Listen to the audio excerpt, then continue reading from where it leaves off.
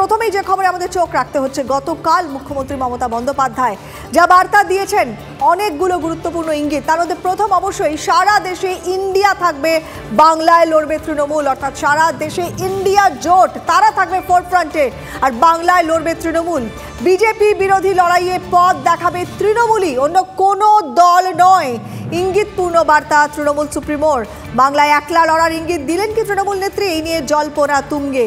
গতকাল মমতা বন্দ্যোপাধ্যায়ের বক্তব্যের পর থেকেই শুরু হয়ে গিয়েছে রাজনৈতিক মহলে আলাপ আলোচনা যে সারা দেশে ইন্ডিয়া থাকবে, বাংলায় লড়বে তৃণমূল, বিজেপি বিরোধী লড়াইয়ের পথ দেখাবে তৃণমূলই। কি বলেছেন মমতা বন্দ্যোপাধ্যায় একবার শুনুন।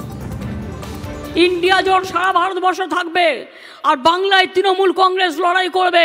মনে রাখবেন, বাংলায় তৃণমূল কংগ্রেসই বিজেপিকে শিক্ষা দিতে পারে, সারা ভারতবর্ষকে পথ দেখাতে পারে, অন্য কোনো পার্টি নয়। কথা বলবো এই মুহূর্তে আমাদের সঙ্গে টেলিফোনে রয়েছেন সিপিএম নেতা সুজন চক্রবর্তী। সুজনবাবু, টিভি9 বাংলায় স্বাগত জানাই। মমতা বন্দ্যোপাধ্যায় যা বললেন আপনি তো শুনলেন, গতকালও শুনেছেন, এই যে লড়াইয়ে বিজেপি বিরোধী লড়াইয়ের পথ একা তৃণমূলই দেখাবে, অন্য কোনো দল নয়, এবং ভারতে থাকবে ইন্ডিয়া জোট আর বাংলায় তৃণমূল। আপনি ঠিক কিভাবে দেখছেন এই ইঙ্গিতপূর্ণ মন্তব্যকে? বিজেপি বিরোধী লড়াইয়ের পথ তৃণমূল দেখাবে মুখ্যমন্ত্রী বলছেন, উনি তো সে পথ দেখিয়েছেন। গোয়াতে কোটি কোটি টাকা খরচ করে বিজেপি বিরোধী লড়াই এমন দেখিয়েছেন যাতে বিজেপির সুবিধে হয়। কিংবা মেঘালয়তেও তাই, কিংবা ত্রিপুরা তাই। যেখানে তৃণমূল নেই সেখানে ভোটের সময়তে তৃণমূল গজিয়ে তুলে বিজেপি বিরোধী ভোটটাকে ভাগ করে দেওয়া, বিজেপিকে সাহায্য করার মতন বিজেপি বিরোধী লড়াই, সেটা মমতা ব্যানার্জি এর আগেও দেখিয়েছে। অথবা রাষ্ট্রপতি কিংবা উপরাষ্ট্রপতি নির্বাচনে বিজেপিকে সাহায্য করার মতন বিজেপি বিরোধী লড়াই, সেটা মুখ্যমন্ত্রী আগেও দেখিয়েছে। উনি বলছেন যে বিজেপিকে ঠেকাবে তৃণমূল। বলা উচিত ছিল বিজেপি যে এনেছে পশ্চিমবাংলায় তৃণমূল, যেমন তৃণমূলকে তৈরি করবার ক্ষেত্রে আরএসএস এর ভূমিকা ছিল, বিজেপির ভূমিকা ছিল, তেমন পশ্চিমবাংলায় বিজেপিকে এনেছে তৃণমূল। ঝুলির বেড়ালটা বেরিয়ে পড়লো। এতদিন বলছিলেন সবাইকে সঙ্গে নিয়ে অমুক অমুক ইত্যাদি ইত্যাদি, এক এক সময় কংগ্রেসের নাম বলছিলেন, আহমেদের নাম বলছিলেন। আমরা তখনও বলছিলাম যে উনি তো আসলে ইন্ডিয়া ব্লকের মধ্যে হাজির হয়েছে শেষ বাজারে, এই কারণে নয় যে বিজেপির বিরোধিতা করতে হবে, বরং এই কারণে হাজির হয়েছে যাতে মোদীজির পরামর্শ ক্রমে বিজেপিকে সুবিধে করে দেওয়ার মতন করে বিরোধীদের মধ্যে ফাটল ধরানো যায়, সেই চেষ্টা উনি অনেকবার করেছেন। এখন যেহেতু ধরা পড়ে গেছেন, এখন আবার নিজের ভূমিকাটা স্পষ্ট করেছেন। পশ্চিমবাংলায় উনি একা লড়াই করবেন, এটাই সবই ঠিক। তৃণমূলকে কেউ ছুতে যাবে না, আমরা তো ছুতে যাবো না বটেই, প্রথম থেকে বলেই দিয়েছি। পশ্চিমবাংলায় যেখানে তৃণমূল আছে সেখানে উনি একা লড়বেন, আর যেখানে তৃণমূল নেই সেখানে উনি নাকি যৌথভাবে লড়বেন। এসব কথার কোনো মানে আছে নাকি? একদমই বুঝতেই পারলাম সুজন বাবু আপনি ঠিক কি বলতে চাইলেন, এবং স্বভাবতই যেমনটা আমরা শুনছি বিরোধীরা যে বক্তব্যটা বলছেন তারই একটা প্রতিফলন আমরা দেখলাম সুজন চক্রবর্তীর গলাতে। এবং পাশাপাশি বিজেপি রাজ্য সভাপতি সুকান্ত মজুমদার, তারও প্রতিক্রিয়া আমরা পেয়েছি এই বক্তব্যের পর। কি বলছেন তিনি শুনুন। আমাদের মুখ্যমন্ত্রী তো প্রমাণ করে দিয়েছেন যে ওই জোটের ভবিষ্যৎ কি। প্রধানমন্ত্রী হওয়ার ওই জোট থেকে কোনো সম্ভাবনা নেই বলেই তো উনি মল্লিকা অর্জুন খড়গের নাম সামনে দিয়ে দিয়েছে। খড়গে তুই মর্গে, আমি নেই।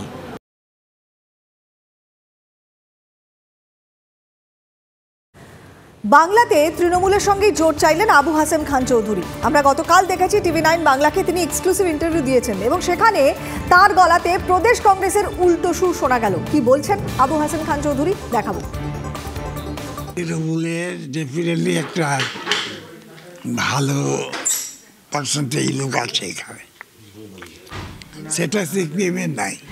আমাদের লোককে বলছি কি যদি জোটা এরকম করে করতাম, সেই স্ট্যান্ডটা তৃণমূলের রাজনীতিরা সিপিএমের নেই। আর এই আবু হাসেম খান চৌধুরীর বক্তব্য নিয়ে কুণাল ঘোষ তৃণমূল মুখপাত্র, তিনি কি বলছেন শোনাবো। খানিকটা বাস্তবমুখী কথাবার্তা বলেছেন, কারণ কংগ্রেস যারা প্রকৃত কংগ্রেস তারা কখনো সিপিএমের সঙ্গে জোটে যেতে পারে না। কংগ্রেসের রক্তে এটা হতে পারে না যে সিপিএমের সঙ্গে জোটে যাওয়া। যে সিপিএম গণহত্যা, গণধর্ষণ, তো সেখানে কংগ্রেস কর্মীরা কংগ্রেস লড়েনি বলেই তো তৃণমূলের জন্ম। ফলে কোনো প্রকৃত কংগ্রেস কর্মী তিনি তার মন থেকে সিপিএমকে সমর্থন করতে পারেননি, পারবেনও না। জ্যোতিপ্রিয় মল্লিককে গ্রেফতার নিয়ে আবারও একবার তোপ দাগলেন মুখ্যমন্ত্রী মমতা বন্দ্যোপাধ্যায়। যাতে দলের কাজ করতে না পারে, ভোটে কাজ করতে না পারে, সেজন্যই বালুকে গ্রেফতার বললেন মমতা। কি বললেন শোনাবো। বালুকে অ্যারেস্ট করে অনেক কাজ করেছে, ও অ্যারেস্ট করেছে কিসের জন্য? যাতে পার্টির কাজ করতে না পারে, যাতে ইলেকশন করতে না পারে। আর সেই সুযোগে সিপিএম, কংগ্রেস, বিজেপি একসাথে বেরিয়ে পড়েছে রাস্তায়, রোজ মিছিল করছে আর সবাইকে চোর চোর বলছে।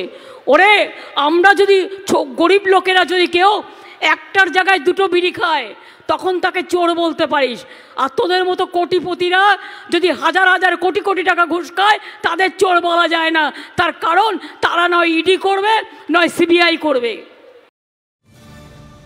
মমতা বন্দ্যোপাধ্যায় এই বক্তব্যকেই কটাক্ষ করেছেন শ্রমিক ভট্টাচার্য, বিজেপি নেতা। শুনুন কি বলছেন। এটি তো স্বাভাবিক। একটা 12 বছরের প্রাতিষ্ঠানিক দুর্নীতিকে টেনে নিয়ে যেতে গেলে, যেটা খাদ্যের মতো একটি গুরুত্বপূর্ণ বিভাগ যেখানে যুক্ত, সেটা তৃণমূল কংগ্রেস জানতো না। তৃণমূল কংগ্রেসের কর্মসূচি জ্যোতিপ্রিয় মল্লিক বাস্তবে রূপায়িত করেছে, সেই জন্য তার থেকে বিচ্ছিন্ন করা যাবে না।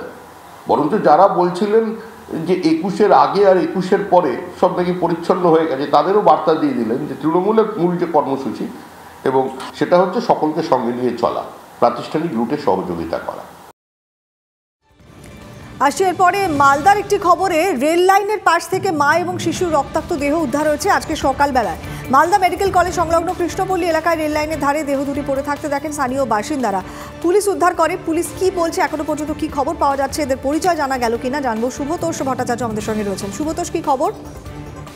দেখো, এখনো পর্যন্ত পরিচয় জানা যায়নি, তবে পুলিশ তদন্ত করছে। রেল পুলিশ এবং ইংরেজবাজার থানার পুলিশ দুজনেই, দুই তরফ থেকেই তদন্ত করা হচ্ছে, এবং ইতিমধ্যেই এই কিছুক্ষণ হলো দেহ উদ্ধার করে নিয়ে যাওয়া হয়েছে, মর্গে পাঠানো হয়েছে ময়নাতদন্তের জন্য। পাশাপাশি মা এবং শিশুটির বয়স বছর 3 যে প্রাথমিক অনুমান, এবং তার মায়ের বয়স 25 থেকে 27-এর মধ্যে। তো এই দুজনের দেহ রক্তাক্ত ক্ষতবিক্ষত অবস্থায় পাওয়া গেছে।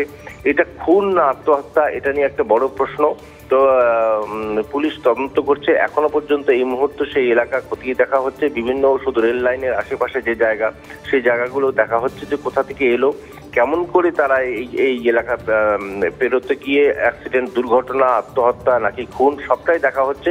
তবে আশেপাশের যারা স্থানীয় বাসিন্দারা, যে কৃষ্ণপল্লী এলাকা, যে এলাকাতে ঘটনা ঘটেছে, সেই এলাকার মানুষজন কিন্তু স্থানীয় বাসিন্দাদের বক্তব্য আমাদের কাছে এসে পৌঁছেছে। শুভতোষ, একবার শুনি তারা কি বলছেন, তুমি যেমনটা বললে।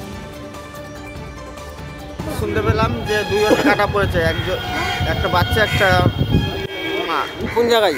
এটা হসপিটাল যেটা সানমার রেল লাইনে পড়ে। বাচ্চাটার বয়স হবে 3 বছর, মাটার বয়স হবে কুজলের 27 বছর। হয়তো মনে হয় সুসাইড করেছে। বাড়ি ফাড়ি জানা গেছে? কোথায় তো জানা যায়নি, চেনা যাচ্ছে না। পরে খবরে আসছি। দলীয় হুইপ সুবল মানলেন না। কাঁথি পুরসভার চেয়ারম্যানকে সরাতে শেষ পর্যন্ত অনাস্থা প্রস্তাব আনার সিদ্ধান্ত নিল জেলা তৃণমূল। সুবল মান্নার বিরুদ্ধে আজকেই অনাস্থা প্রস্তাব আনা হতে পারে, দলীয় সূত্রে এমনটাই খবর।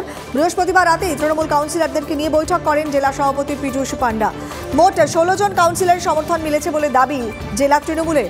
সম্প্রতি শিশির অধিকারীকে প্রণাম করে গুরুদেব সম্বোধন করেন সুবল মান্না। তারপরই কাঁথি পুরসভার চেয়ারম্যানকে ইস্তফার নির্দেশ দেন তৃণমূল নেতৃত্ব। তবে এ নিয়ে কোনো প্রতিক্রিয়া জানাতে চাননি সুবল মান্না। তার দাবি, তিনি কোনো চিঠি পাননি। কিছু বলবেন ব্যাপারে? আমি কিছু বলবো না। চিঠি কি এখনো পেয়েছেন আপনি? দলের আভ্যন্তরীণ ব্যাপার, আমি এখন কিছু বলবো না। পরে খবর। লক্ষ্য 2024-এর ভোট আর নতুন বছরের জেলাবাড়ি বৈঠকে বসছে তৃণমূল। জেলা ধরে ধরে বৈঠক করবেন সুব্রত বক্সী। 2 জানুয়ারি থেকে জেলাবাড়ি বৈঠক শুরু। 2 মেদিনীপুর জেলা নিয়ে প্রথম দিনের বৈঠক হতে চলেছে। দ্বিতীয় দিন বাঁকুড়া এবং বিষ্ণুপুর নিয়ে বৈঠক হবে। লোকসভা ভোটের আগে কোন্দল মেটাতে মরিয়া শাসক দল। দ্বন্দ্ব মিটিয়ে সংগঠন মজবুত করতেই বৈঠকে জোর বলে সূত্রের খবর।